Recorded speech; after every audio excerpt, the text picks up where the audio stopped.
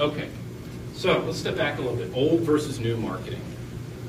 Old marketing. This is where I come from, but older than I look. Old marketing is about spending money on ads, pushing the ads out, interrupting the consumer.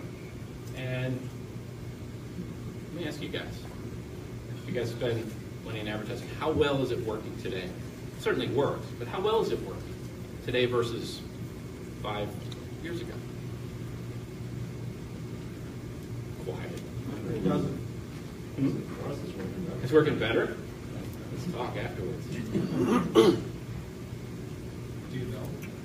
Well, it's everyone I talk to, it's just losing its impact.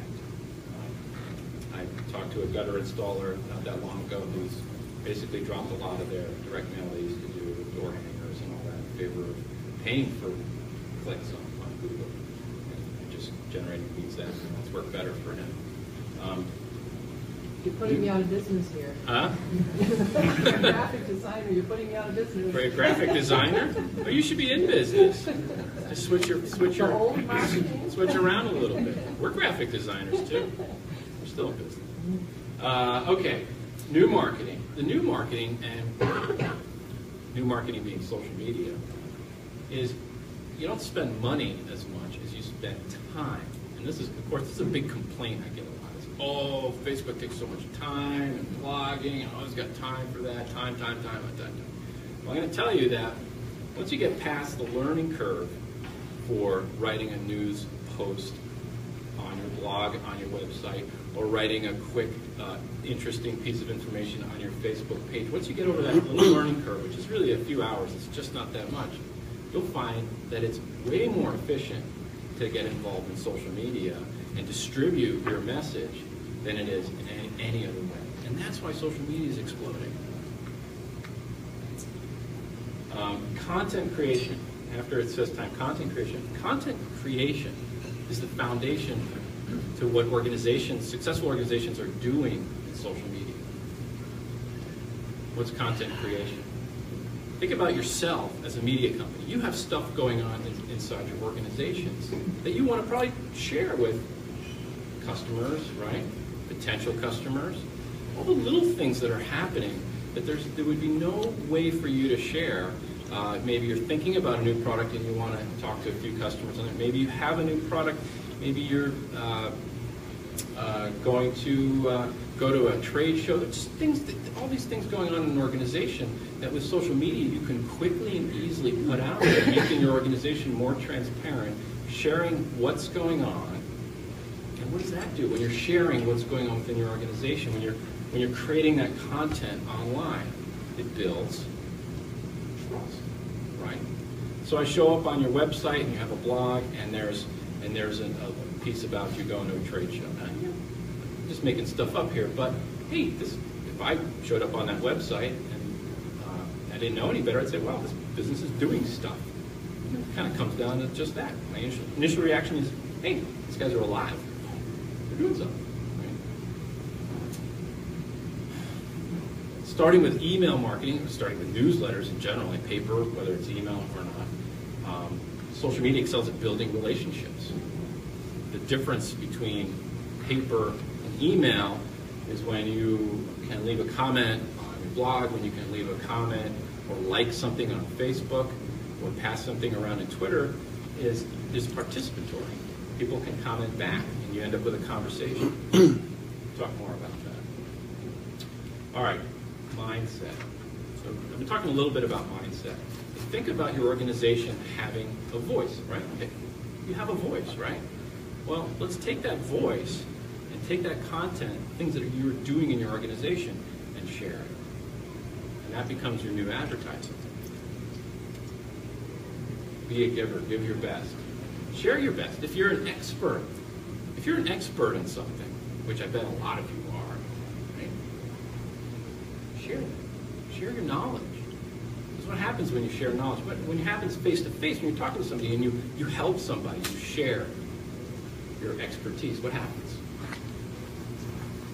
It comes back at you, right? People like it, right? They start to trust you and engage with you. Well, you can do that online now. Transparency. This is a big one. You really need to be transparent about what you're doing. In other words, if you say you're doing something online and you're not really doing it, and somebody catches you, then that might light up on blogs or on Facebook, and other people will say, hey, wait a second, they didn't really do that. Okay, what happens then? An explosion, I promise. Building relationships.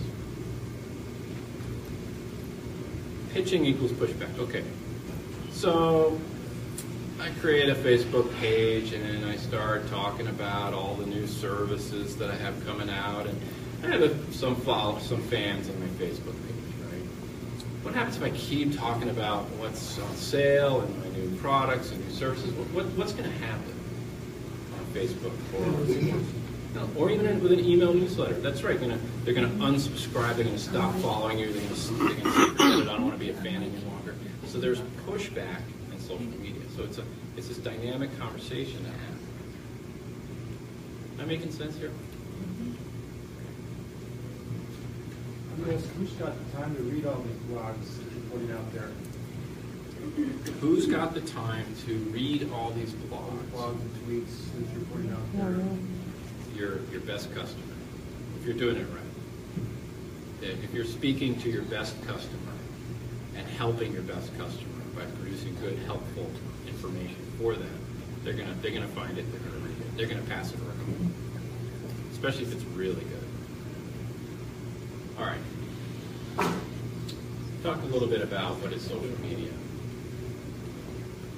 It's a many-way conversation. So, especially in Facebook, if I am paying attention to Clark's Hardware, and I jump and they come out with some sort of seasonal tip, let's say how to prepare for winter, okay? And I thought it was great. I'll jump in and I'll either hit the like button or I'll leave a comment on Facebook and say, hey, that was a great tip. Thanks so much. Well, what happens in Facebook? It shows up in your profile, and your friends get to see the comments. So if you have 100 friends, which is pretty typical in Facebook, those 100 friends have a shot at seeing your comment on Clark's Hardware. Now, your 100 friends might live locally, or some of them might live locally, and they might also say, wow, that's a great idea. In fact, I need that gadget or whatever to get ready for winter.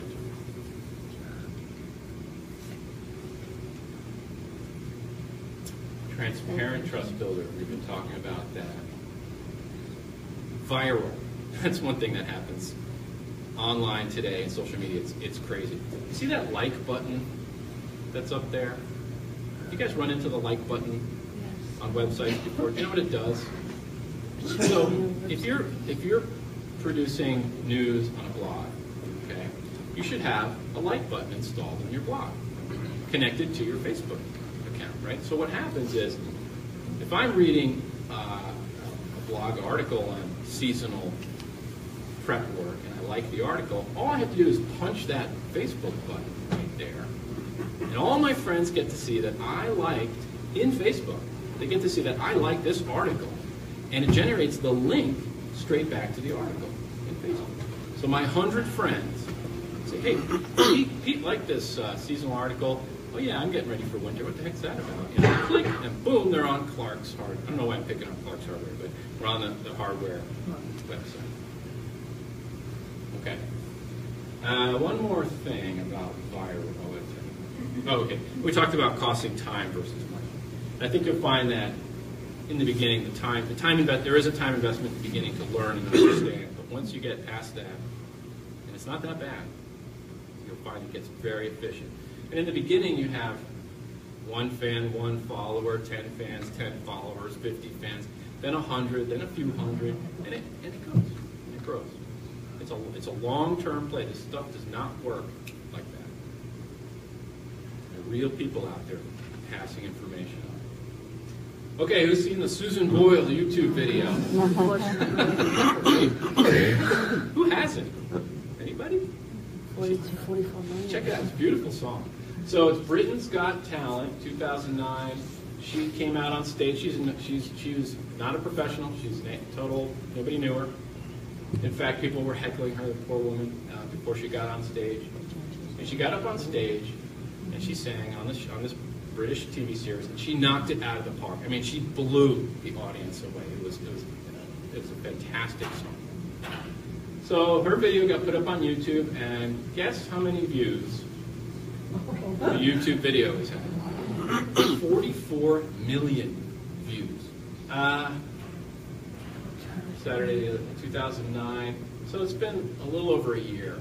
44 million views. Now, do you think she might have a career in singing after this? One thing that happened to her.